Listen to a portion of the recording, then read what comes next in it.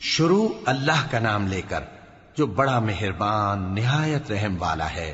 طٰہٰ، اے نبی صلی اللہ علیہ وآلہ وسلم، ہم نے تم پر قرآن اس لیے نازل نہیں کیا کہ تم مشقت میں پڑ جاؤ، مگر ہر اس شخص کی نصیحت کے لیے نازل کیا ہے جو خوف رکھتا ہے۔ یہ اس ذات کا اتارا ہوا ہے جس نے زمین اور اونچے اونچے آسمان بنائے، یعنی رحمان، جو عرش پر جلوہ افروز ہوا۔ جو کچھ آسمانوں میں ہے اور جو کچھ زمین میں ہے اور جو کچھ ان دونوں کے بیچ میں ہے اور جو کچھ مٹی کے نیچے ہے، سب اسی کا ہے۔ اور اگر تم پکار کر بات کہو تو کیا ہے، وہ تو آہستہ کہی ہوئی اور نہایت پوشیدہ بات تک کو جانتا ہے۔ اللہ وہ معبود برحق ہے کہ اس کے سوا کوئی معبود نہیں ہے، اس کے سب نام اچھے ہیں۔ اور کیا تمہیں موسیٰ کے حال کی خبر ملی ہے؟ جب انہوں نے آگ دیکھی تو اپنے گھر والوں سے کہا کہ تم یہاں ٹھہرو، میں نے آگ دیکھی ہے، میں وہاں جاتا ہوں، شاید اس میں سے میں تمہارے پاس انگارہ لاؤں یا آگ کے مقام سے اپنا رستہ معلوم کر سکوں۔ پھر جب وہ وہاں پہنچے تو آواز آئی کہ اے موسیٰ، میں تو تمہارا پروردگار ہوں، تو اپنے جوتے اتار دو، تم یہاں پاک میدان یعنی طویٰ میں ہو، اور میں نے تم کو منتخب کر لیا ہے، تو جو حکم دیا جائے اسے سنو۔ بے شک میں ہی اللہ ہوں، میرے سوا کوئی معبود نہیں، تو میری عبادت کیا کرو اور میری یاد کے لیے نماز پڑھا کرو۔ قیامت یقیناً آنے والی ہے، میں چاہتا ہوں کہ اس کے وقت کو پوشیدہ رکھوں تاکہ ہر شخص جو کوشش کرے اس کا بدلہ پائے۔ تو جو شخص اس پر ایمان نہیں رکھتا اور اپنی خواہش کے پیچھے چلتا ہے، کہیں تم کو اس کے یقین سے روک نہ دے، تو اس صورت میں تم ہلاک ہو جاؤ۔ اور اے موسیٰ، یہ تمہارے داہنے ہاتھ میں کیا ہے؟ انہوں نے کہا، یہ میری لاٹھی ہے، اس پر میں ٹیک لگاتا ہوں اور اس سے اپنی بکریوں کے لیے پتے جھاڑتا ہوں، اور اس میں میرے اور بھی کئی فائدے ہیں۔ فرمایا کہ موسیٰ اسے زمین پر ڈال دو، تو انہوں نے اس کو ڈال دیا اور وہ یکا یک سانپ بن کر دوڑنے لگا۔ فرمایا کہ اسے پکڑ لو اور ڈرنا مت، ہم اس کو ابھی اس کی پہلی حالت پر لوٹا دیں گے، اور اپنا ہاتھ اپنی بغل میں دبا لو کہ وہ کسی عیب و بیماری کے بغیر سفید چمکتا دمکتا نکلے گا۔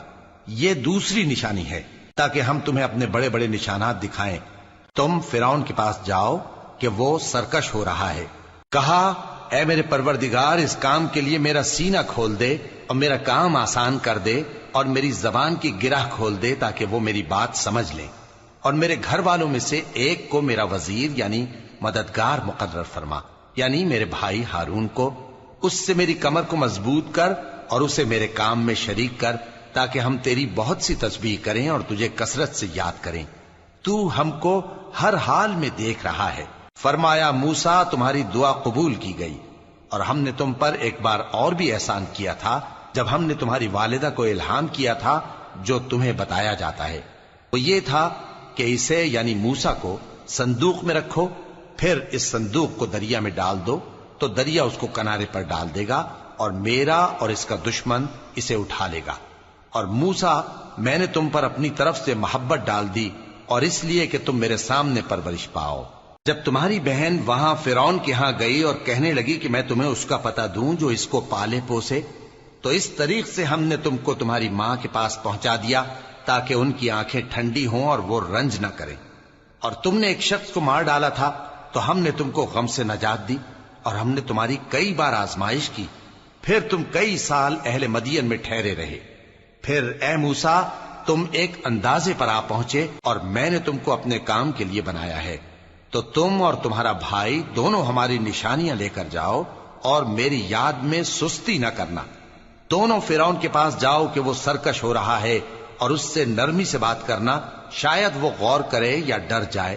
دونوں کہنے لگے کہ اے ہمارے پروردگار، ہمیں خوف ہے کہ وہ ہم پر زیادتی کرنے لگے یا زیادہ سرکش ہو جائے۔ اللہ نے فرمایا کہ ڈرو مت، میں تمہارے ساتھ ہوں کہ سنتا اور دیکھتا ہوں۔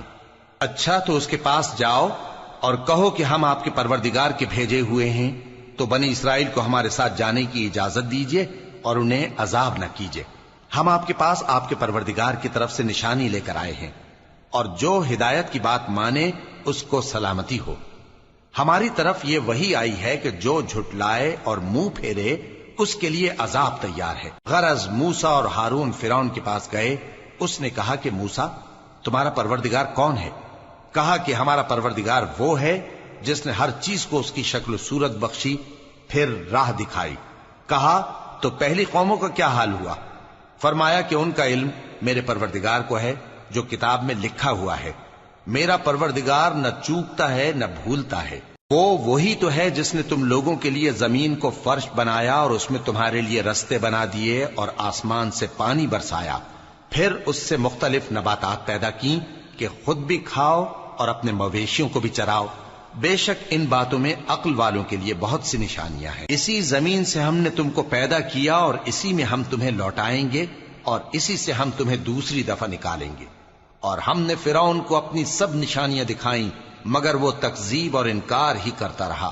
کہنے لگا کہ موسیٰ، کیا تم ہمارے پاس اس لیے آئے ہو کہ اپنے جادو کے زور سے ہمیں ہمارے ملک سے نکال دو؟ تو ہم بھی تمہارے مقابل ایسا ہی جادو لائیں گے، تو ہمارے اور اپنے درمیان ایک وقت مقرر کر لو کہ نہ تو ہم اس کے خلاف کریں اور نہ تم، اور یہ مقابلہ ایک ہموار میدان میں ہوگا۔ موسیٰ نے کہا کہ آپ کے لیے یوم زینت کا وعدہ ہے، اور یہ کہ لوگ اس روز دن چڑھے اکٹھے ہو جائیں۔ تو فرعون لوٹ گیا اور اپنے سامان جمع کر کے پھر آیا۔ موسیٰ نے ان جادوگروں سے کہا کہ یہ تمہاری بربادی ہوگی، اللہ پر جھوٹ نہ باندھو، وہ تمہیں عذاب سے فنا کر دے گا، اور جس نے جھوٹ باندھا وہ نامراد رہا۔ تو وہ باہم اپنے معاملے میں جھگڑنے اور چپکے سرگوشی کرنے لگے۔ کہنے لگے یہ دونوں جادوگر ہیں، چاہتے ہیں کہ اپنے جادو کے زور سے تم کو تمہارے ملک سے نکال دیں اور تمہارے بہترین مذہب کو نابود کر دیں۔ تو تم جادو کا سامان اکٹھا کر لو اور پھر قطار باندھ کر آؤ۔ آج جو غالب رہا وہی کامیاب ہوا۔ جادوگر بولے کہ موسیٰ، یا تو تم اپنی چیز ڈالو یا ہم اپنی چیزیں پہلے ڈالتے ہیں۔ موسیٰ نے کہا بلکہ تم ہی پہلے ڈالو۔ جب انہوں نے چیزیں ڈالیں تو یکا یک ان کی رسیاں اور لاٹھیاں موسیٰ کے خیال میں ایسی آنے لگیں کہ وہ میدان میں ادھر ادھر دوڑ رہی ہیں۔ اس وقت موسیٰ نے اپنے دل میں خوف محسوس کیا۔ ہم نے کہا خوف نہ کرو، بلا شبہ تم ہی غالب رہو گے، اور جو چیز یعنی لاٹھی تمہارے داہنے ہاتھ میں ہے اسے ڈال دو کہ جو کچھ انہوں نے بنایا ہے اس کو وہ نگل جائے گی۔ جو کچھ انہوں نے بنایا ہے یہ تو جادوگروں کے ہتھ کنڈے ہیں، اور جادوگر جہاں بھی جائے کامیاب نہیں ہوگا۔ اس پر جادوگر سجدے میں گر پڑے، کہنے لگے کہ ہم موسیٰ اور ہارون کے پروردگار پر ایمان لائے۔ فرعون بولا کہ پیشتر اس کے کہ میں تمہیں اجازت دوں تم اس پر ایمان لے آئے، بے شک یہ تمہارا بڑا یعنی استاد ہے جس نے تم کو جادو سکھایا ہے، سو میں تمہارے ہاتھ اور پاؤں مخالف سمت سے کٹوا دوں گا اور تم کو کھجوروں کے تنوں پر سولی چڑھوا دوں گا، اور تم کو معلوم ہوگا کہ ہم میں سے کس کا عذاب زیادہ سخت اور دیر تک رہنے والا ہے۔ انہوں نے کہا کہ جو دلائل ہمارے پاس آ گئے ہیں ان پر اور جس نے ہم کو پیدا کیا ہے اس پر ہم آپ کو ہرگز ترجیح نہیں دیں گے، تو آپ کو جو حکم دینا ہو دے دیجئے، اور آپ جو حکم دے سکتے ہیں وہ صرف اسی دنیا کی زندگی میں دے سکتے ہیں۔ ہم تو اپنے پروردگار پر ایمان لے آئے تاکہ وہ ہمارے گناہوں کو معاف کرے، اور اسے بھی جو آپ نے ہم سے زبردستی جادو کرایا، اور اللہ سب سے اچھا ہے اور ہمیشہ باقی رہنے والا ہے۔ جو شخص اپنے پروردگار کے پاس گناہگار ہو کر آئے گا تو اس کے لیے جہنم ہے جس میں نہ وہ مرے گا نہ جیے گا، اور جو اس کے روبرو ایماندار ہو کر آئے گا اور عمل بھی نیک کیے ہوں گے تو ایسے لوگوں کے لیے اونچے اونچے درجے ہیں، یعنی ہمیشہ رہنے کے باغ جن کے نیچے نہریں بہ رہی ہیں، ہمیشہ ان میں رہیں گے، اور یہ اس شخص کا بدلہ ہے جو پاک ہوا۔ اور ہم نے موسیٰ کی طرف وہی بھیجی کہ ہمارے بندوں کو راتوں رات نکال لے جاؤ، پھر ان کے لیے سمندر میں لاٹھی مار کر خشک رستہ بنا دو، پھر تم کو نہ فرعون کے آ پکڑنے کا خوف ہوگا اور نہ غرق ہونے کا ڈر۔ پھر فرعون نے اپنے لشکروں کے ساتھ ان کا تعاقب کیا تو سمندر کی موجوں نے ان پر چڑھ کر انہیں ڈھانک لیا یعنی ڈبو دیا، اور فرعون نے اپنی قوم کو گمراہ کر دیا اور سیدھے رستے پر نہ ڈالا۔ اے آل یعقوب، ہم نے تم کو تمہارے دشمن سے نجات دی اور تورات دینے کے لیے تم سے کوہ طور کی داہنی جانب مقرر کی، اور تم پر من اور سلوہ نازل کیا، اور حکم دیا کہ جو پاکیزہ چیزیں ہم نے تم کو دی ہیں ان کو کھاؤ اور اس میں حد سے نہ نکلنا، ورنہ تم پر میرا غضب نازل ہوگا، اور جس پر میرا غضب نازل ہوا وہ ہلاک ہو گیا۔ اور جو توبہ کرے اور ایمان لائے اور عمل نیک کرے پھر سیدھے رستے چلے اس کو میں بخش دینے والا ہوں۔ اور اے موسیٰ، تم نے اپنی قوم سے آگے چلے آنے میں کیوں جلدی کی؟ کہا وہ میرے پیچھے آ رہے ہیں، اور اے میرے پروردگار میں نے تیری طرف آنے کی جلدی اس لیے کی کہ تو خوش ہو جائے۔ فرمایا کہ ہم نے تمہاری قوم کو تمہارے بعد آزمائش میں ڈال دیا ہے، اور سامری نے ان کو بہکا دیا ہے۔ اور موسیٰ غصے اور غم کی حالت میں اپنی قوم کے پاس واپس آئے اور کہنے لگے کہ اے قوم، کیا تمہارے پروردگار نے تم سے اچھا وعدہ نہیں کیا تھا؟ کیا میری جدائی کی مدت تمہیں لمبی معلوم ہوئی، یا تم نے یہ چاہا کہ تم پر تمہارے پروردگار کی طرف سے غضب نازل ہو، اور اس لیے تم نے مجھ سے جو وعدہ کیا تھا اس کے خلاف کیا؟ وہ کہنے لگے کہ ہم نے اپنے اختیار سے آپ سے وعدہ خلافی نہیں کی، لیکن ہم ان لوگوں کے زیوروں کا بوجھ اٹھائے ہوئے تھے، پھر ہم نے اس کو آگ میں ڈال دیا، اور اسی طرح سامری نے ڈال دیا۔ تو اس نے ان کے لیے ایک بچڑا بنا دیا، یعنی ایک بے جان جسم جس میں گائے کسی آواز تھی۔ تو لوگ کہنے لگے کہ یہی تمہارا معبود ہے اور یہی موسیٰ کا معبود ہے، مگر وہ بھول گئے ہیں۔ تو کیا یہ لوگ نہیں دیکھتے کہ وہ ان کی کسی بات کا جواب نہیں دیتا، اور نہ ان کے نقصان اور نفع کا کچھ اختیار رکھتا ہے؟ اور ہارون نے ان سے پہلے ہی کہہ دیا تھا کہ لوگوں، اس کے ذریعے تمہیں فتنے میں ڈال دیا گیا ہے، اور تمہارا پروردگار تو رحمان ہی ہے، تو میری پیروی کرو اور میرا کہا مانو۔ وہ کہنے لگے کہ جب تک موسیٰ ہمارے پاس واپس نہ آئیں ہم تو اس کی پوجا پر قائم رہیں گے۔ پھر موسیٰ نے ہارون سے کہا کہ اے ہارون، جب تم نے ان کو دیکھا تھا کہ گمراہ ہو گئے ہیں تو تم کو کس چیز نے روکا تھا؟ یعنی اس بات سے کہ تم میرے پیچھے چلے آؤ، بھلا تم نے میرے حکم کے خلاف کیوں کیا؟ کہنے لگے کہ اے ماں جائے، میری داڑھی اور سر کے بالوں کو نہ پکڑیے، میں تو اس سے ڈرا کہ آپ یہ نہ کہیں کہ تم نے بنی اسرائیل میں تفرقہ ڈال دیا اور میری بات کو ملحوظ نہ رکھا۔ موسیٰ نے فرمایا تو اے سامری تیرا کیا حال ہے؟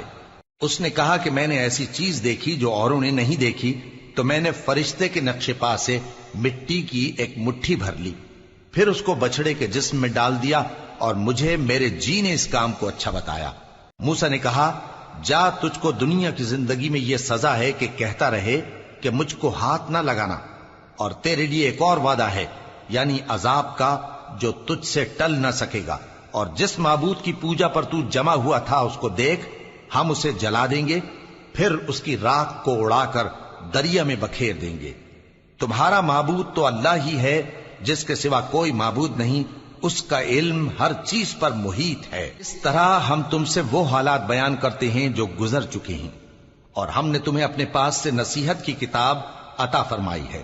جو شخص اس سے منہ پھیرے گا وہ قیامت کے دن گناہ کا بوجھ اٹھائے گا۔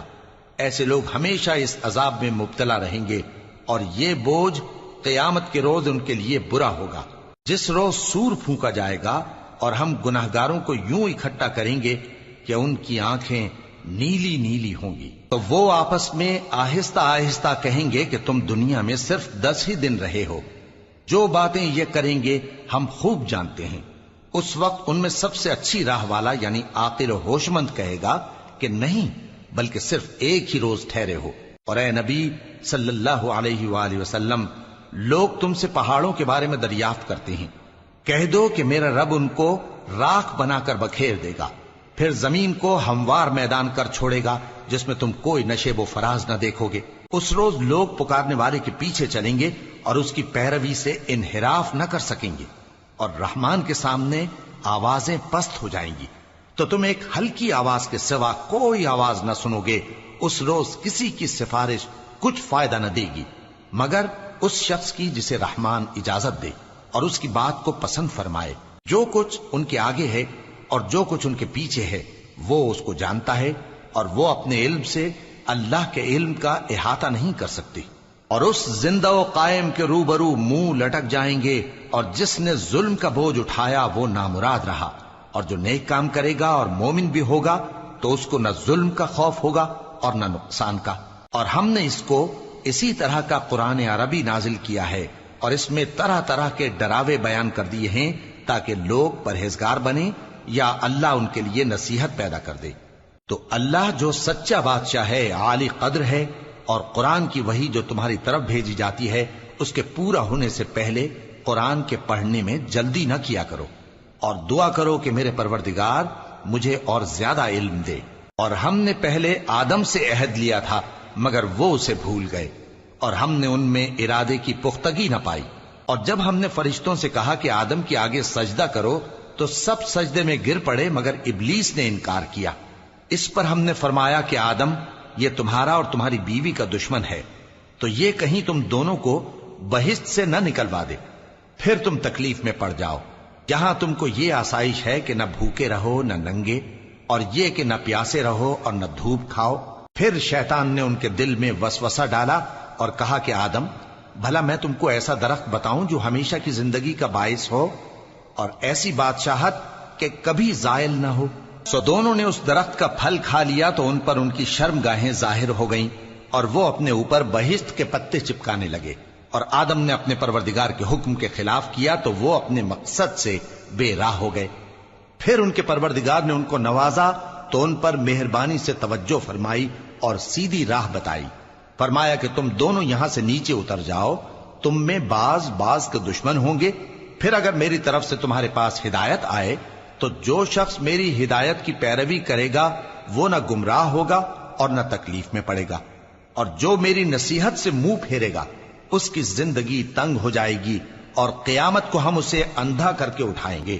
وہ کہے گا کہ میرے پروردگار، تو نے مجھے اندھا کر کے کیوں اٹھایا؟ میں تو دیکھتا بھالتا تھا۔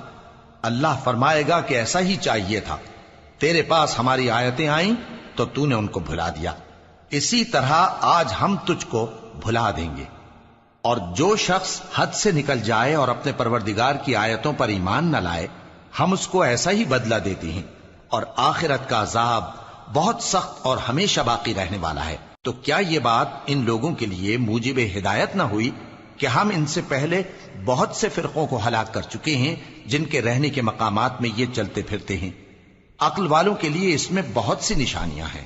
اور اگر ایک بات تمہارے پروردگار کی طرف سے پہلے صادر اور جزائے اعمال کے لیے ایک میعاد مقرر نہ ہو چکی ہوتی تو نزول عذاب لازم ہو جاتا۔